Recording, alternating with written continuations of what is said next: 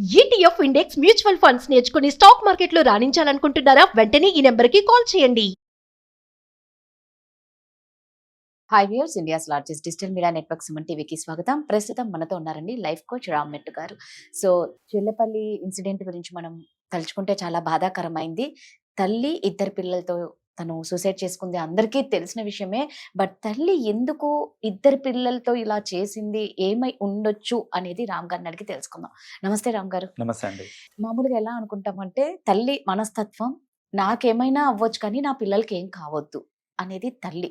Right. ఒక రక్షణ కవచం అనేది తల్లి ఒక్కటే ఇవ్వగలుగుతుంది. అలాంటి తల్లే ఈ ఇద్దరు పిల్లలు చిన్న పిల్లలు కూడా కాదు రామ్ గారు, టీనేజ్ పిల్లలు, అవును. మంచి ఇంటర్మీడియట్ ఏమో ఉన్నారు పిల్లలు, పెద్ద పిల్లలు. అసలు ఆవిడ అంటే కొంతమంది అభిప్రాయం ఏంటి, నీకేదన్నా ప్రాబ్లం అనిపిస్తే ఆమె వెళ్ళిపోకూడదు, బట్ ఇద్దరు పిల్లల్ని కూడా అలా చేసుకున్నారు కాబట్టి బాధ అందరికి. Right. అరే నువ్వేదన్నా ఉంటే నువ్వు చూసుకోవాల్సింది, పిల్లల్ని ఎందుకు అనేది కొంతమంది బాధపడుతున్న విషయం. అసలు ఆవిడకి ఇంత పెద్ద పిల్లలు, లైఫ్ లో బాగా సెటిల్ అయింది, ఎందుకై ఉండొచ్చండి? ఏమేం కారణాలు ఉండొచ్చు? ఇంకా బయటికి ఏవి రావట్లేదు కాబట్టి. సుసి, మీరు ఇందాక అన్నట్టు తనకి ఏదైనా ప్రాబ్లం ఉంది, సపోజ్ మోస్ట్లీ అందరు స్పెక్యులేట్ చేసేది Yes. ఏంటంటే మేబీ ఆ లోన్లీనెస్ వల్ల ఏమో అని. ఎందుకంటే హస్బెండ్ దుబాయ్లో ఉంటారు, సో ఆ లోన్లీనెస్ వల్లనేమో అని స్పెక్యులేషన్, అంతే, ఇది లైక్ ప్యూర్ Yes, స్పెక్యులేషన్. అవును. సో అండ్ అందరు ఏమంటున్నారంటే సరే నీకు ఏదన్నా రీజన్ ఉండని అంత పెద్ద పిల్లల్ని నువ్వు చంపుకోవడం ఏంటి నీతో పాటు అనేసి, that is where the cos. అంటే చాలా మందికి అది అర్థం కావట్లేదు, పిల్లల్ని ఎందుకు చంపేసింది అనేసి. అయితే ఈ ఆస్పెక్ట్ చూసుకుంటే అసలు పిల్లల్ని ఎందుకు చంపేసింది అనేది కారణాలు ఏమై ఉండొచ్చు అని అనుకుంటే కనుక, సో దీన్ని ఫస్ట్ ఆఫ్ ఆల్ మామూలుగా ఒక పర్సన్ చనిపోతే మనం దాన్ని మామూలుగా సూసైడ్ అనుకుంటాం, కానీ ఇలా ఫ్యామిలీని కూడా తోడు తీసుకెళ్ళడాన్ని, ఈ ఫినామినా ఏదైతే ఉందో దాన్ని ఫ్యామిలీ సైడ్ సూసైడ్ అంటారండి. ఈ ఫ్యామిలీ సైడ్ సూసైడ్ అనే ఫినామినా ఏదైతే ఉందో దానికి యాక్చువల్గా సైకలాజికల్ రీజన్స్ ఉంటాయి కొన్ని. అలా పిల్లల్ని కూడా చంపడానికి ఒక రీజన్ ఉంటుంది అనమాట. అందులో ఒక ప్రైమ్ రీజన్ ఏంటిది అని అంటే మర్సీ కిల్లింగ్ అని అంటారు. సో ఈ మర్సీ కిల్లింగ్ అని అంటే ఏంటంటే, ఇప్పుడు చూడండి, ఆమె షీ స్ట్రెస్డ్, అంటే ఈ లైఫ్, ఈ సొసైటీ, ఇవన్నీ ఏదైతే ఉందో ఇది నా వల్ల కాదు, అసలు ఈ life is very అన్క్రూయల్ to me, అసలు ఇలాంటి లైఫ్ బతికి వేస్ట్ అనే థాట్ లో తను ఉంది. కొందరికి ఏంటంటే లైఫ్ అంటేనే అలా ఉంటుంది అనే ఒక థాట్. సో లైఫ్ అంటే ఇన్ని కష్టాలు ఉంటాయి, ఇంత హార్డ్షిప్ ఉంటుంది, ఈ సొసైటీలో బతకడం అంత ఈజీ కాదు, నా పిల్లలు పెద్దయ్యాక కూడా ఇలాంటివే ఫేస్ అవుతారు, ఇంత కష్టం ఎందుకులే వాళ్ళకి అని వాళ్ళని చంపేశారు. యూనో, అది ఒక ఆస్పెక్ట్. ఏంటిది అని అంటే నేను చెప్పినట్టు ఇందాక మెర్సీ కిల్లింగ్ అంటారు అనమాట దాన్ని. వాళ్ళు ఎందుకు ఇంత కష్టం నా పిల్లలకి రాకూడదు అనే ఒక థాట్ తోటి వాళ్ళని చంపేయడం అనేది జరుగుతుంది అనమాట. That is one thing. రెండోది ఏంటిది అని అంటే ఫినాన్షియల్. కానీ ఇక్కడ ఈ కేసులో చూసుకుంటే వీళ్ళు వెల్ సెటిల్డ్ యాక్చువల్గా అయితే. బట్ జనరల్గా ఒక ఆస్పెక్ట్ ఏముంటుందంటే, ఇంకా తల్లి చనిపోయే టైంలో ఏంటంటే ఫినాన్షియలీ వాళ్ళు ఇబ్బంది పడతారేమో అనే ఒక థాట్ ఉంటుంది. బట్ ఈ కేసులో అది వ్యాలిడ్ కాదు, బికాజ్ వాళ్ళు ఫినాన్షియలీ వెల్ సెటిల్డ్ యాక్చువల్గా. బట్ ఇంకొక ఎలిమెంట్ ఏముంటుంది అని అంటే వాళ్ళకు ఒక చిన్న బెంగ ఏంటంటే, ఇప్పుడు చూడండి, తల్లి అంటే ఏది ప్రతీదీ దగ్గరుండి చూసుకొని పిల్లలు కావాల్సింది తెచ్చిపెట్టడం ఇవన్నీ ఉంటుంది.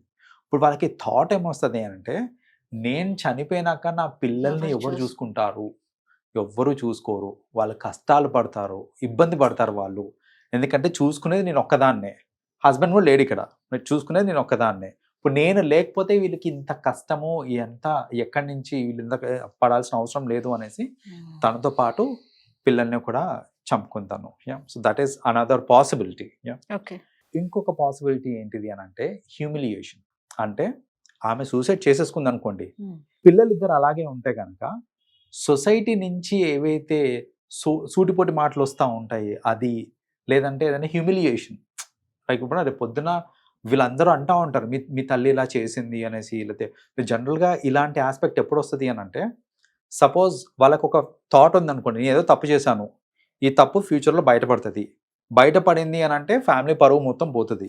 సో ఫ్యామిలీ పరువు మొత్తం పోయింది అని అంటే అది నేను తీసుకోలేను, కాబట్టి ఫ్యామిలీని మొత్తాన్ని చంపుకుంటాను నేను, అలా కూడా కొన్ని థాట్స్ ఉంటాయన్నమాట. సో అలా కూడా కొందరు సూసైడ్ చేసుకుంటూ ఉంటారు. So that could be one of the reasons. ఏంటి అని అంటే ఫ్యూచర్లో అనవసరంగా ఈ నింద మోపడం ఇలాంటివన్నీ అవుతూ ఉంటాయి కదా, నా పిల్లలు ఎలాంటి నిందలు వాళ్ళు ఫేస్ చేయాల్సిన అవసరం లేదు, కాబట్టి నేను వాళ్ళని తోడు తీసుకెళ్తాను అనేసి చంపుకోవడం అనేది దట్ ఈస్ అనదర్ రీజన్ అండి. అండ్ ఒక లాస్ట్ రీజన్ ఉంది, ఇది చాలా బాధాకరం యాక్చువల్లీ.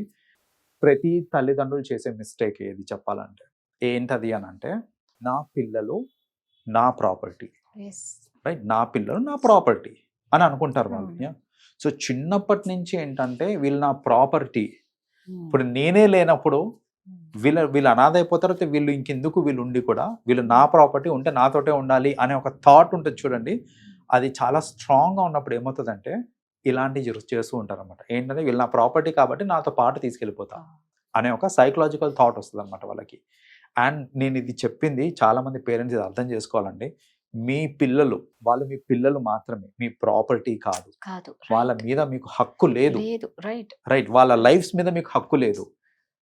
ఈ థాట్ వల్ల అసలు ఎన్ని మిస్టేక్స్ చేస్తారంటే పేరెంట్స్, చిన్నప్పటి నుంచి నేను పెట్టిన ఫుడే తినాలి, రైట్, నేను చదివించిన స్కూల్లోనే చదవాలి, నేను చెప్పిన కోర్సే చెయ్యాలి, నేను చూపించిన వాళ్ళనే పెళ్లి చేసుకోవాలి, నేను చెప్పిన కారే కొనాలి, నేను చెప్పిన బైకే కొనాలి, నేను కొనిపించిన బట్టలే వేసుకోవాలి అని వాళ్ళని ఫుల్ కంట్రోల్లో పెట్టేస్తారు చూడండి. చిన్నప్పటి నుంచి చాలా మంది పేరెంట్స్ చేస్తూ ఉంటారు. అది ఏంటి అని అంటే షాపింగ్కి వెళ్ళాలి అనుకున్నా కూడా, ఈవెన్ టీనేజర్స్, ఈవెన్ టుడే నేను చూస్తుంటానండి, టీనేజర్స్ షాపింగ్కి వెళ్ళాలంటే డబ్బులు ఇచ్చి పంపించక తోడెళ్ళి ఇది తీసుకో, ఇది బాగుంది, లేకపోతే ఈ ప్యాంట్స్ తీసుకో, ఇది బాగుంది, ఇది బాగాలేదు అని చెప్పి ఒక ఏజ్ వచ్చిన తర్వాత వాళ్ళని వదిలేయాలి. అంటే వాళ్ళకి అప్పుడు తెలియని వయసులో మనం నేర్పించడం వేరు, చూపించడం వేరు. అదే. సో ఒక సర్టెన్ ఏజ్ వచ్చాక కూడా ఆ ఇండిపెండెన్స్ ఇవ్వకుండా నా ప్రాపర్టీ వీళ్ళు అనే ఒక ఓనర్షిప్ చూపిస్తుంటారు చూడండి. ఆ ఓనర్షిప్ లోనే పెళ్లి దగ్గర లొల్లొస్తా ఉంటది, నేను చూపించిన వాళ్ళనే పెళ్లి చేసుకోవాలి అనేసి, రైట్. సో అలాంటివన్నీ అవ్వడం వల్ల ఏంటంటే మానసికంగా వాళ్ళు ఎంతో ఒత్తిడికి గురవుతూ ఉంటారు అనమాట. లైక్ ఇప్పుడు ఇక్కడ కూడా చూడండి, తను ఎవరికి ఎక్స్ప్రెస్ చేసుకోలేదు, తనది ఏంటిది అని తను ఎవరికి ఎక్స్ప్రెస్ చేసుకోలేదు. మేబీ తను కూడా అలాంటి బ్యాక్గ్రౌండ్ నుంచో వచ్చిందేమో. ఇప్పుడు ఈ సూసైడ్ చేసుకున్న మహిళ కూడా అలాంటి బ్యాక్గ్రౌండ్ నుంచో వచ్చిందేమో. లైక్ మేబీ స్ట్రిక్ట్ గా నేను ఏదైనా పేరెంట్స్ చెప్పిందే చేయాలి, లేకపోతే ఇదే ఉండాలి అనే బౌండరీస్ లో ఉండి, ఎక్కువ ఫ్రెండ్స్ లేక, షేర్ చేసుకోలేక ఎవరితోటి, సో ఆ ఒత్తిడి తట్టుకోలేక సూసైడ్ చేసుకోవాలి అనుకోవడము. అండ్ తను కూడా ఓకే, నా పిల్లలు ఎలాగైతే నేను మా పేరెంట్స్కి ప్రాపర్టీయో, నా పిల్లలు కూడా నాకు ప్రాపర్టీ కాబట్టి నేను కూడా వీళ్ళని తోడు తీసుకెళ్తా అని తీసుకెళ్ళిన ఛాన్సెస్ కూడా ఉండొచ్చు. సో ఇవన్నీ పాసిబిలిటీస్, వీటిలో ఏదన్నా అవ్వచ్చు, ఇంకేదన్నా కూడా అయి ఉండొచ్చు. బట్ జనరల్ గా ఏంటంటే మిస్టరీగానే ఉండిపోయింది 6 రోజులైనా.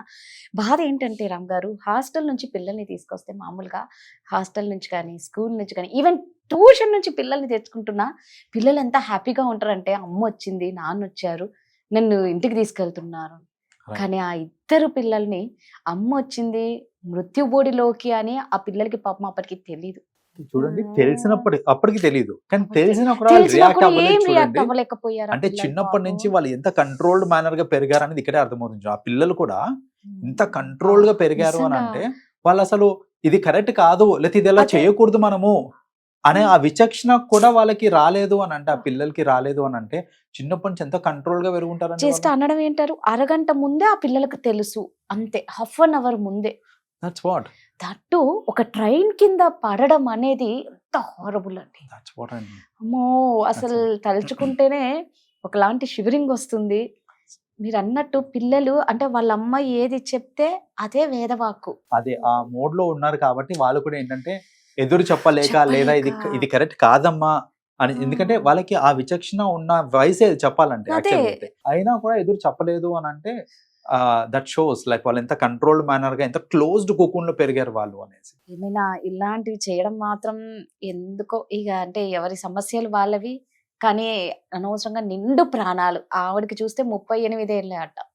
ఆ ఇద్దరు పిల్లలు, ఎంతో భవిష్యత్తు ఉన్న ఆవిడకి పిల్లలకి ఇద్దరికి అంధకారం చేసుకున్నారు జీవితం. దయచేసి ఇలాంటివి చేసుకోకండి. ఎంతో మంది కౌన్సిలర్స్ ఉన్నారు, సైకాలజిస్టులు ఉన్నారు, లైఫ్ కోచ్లు ఉన్నారు, కానీ ఎందుకు అండి ఏదన్నా సమస్య వస్తే వెళ్ళి కలుద్దామన్న ఆలోచన కూడా ఆ టైంకి రాదేమో వీళ్ళకి. సో అది రాలేదు. అండ్ చాలా మంది ఏంటంటే ఇట్లా సైకియాట్రిస్ట్ దగ్గరికి వాళ్ళకి వెళ్ళటం అనే దాని మీద వాళ్ళకు చిన్న నెగటివ్ ఒపీనియన్ ఉంది. ఏంటంటే జనరల్ గా పిచ్చి పట్టిన వాళ్ళే వెళ్తారు, అదే మైండ్ లో ఉంటది. ఆ నెగటివ్ థాట్స్ ఉండడం వల్ల ఏంటంటే వాళ్ళ అప్రోచ్ అవడానికి కూడా ఆలోచిస్తారు. అవును, రైట్. వెల్కమ్.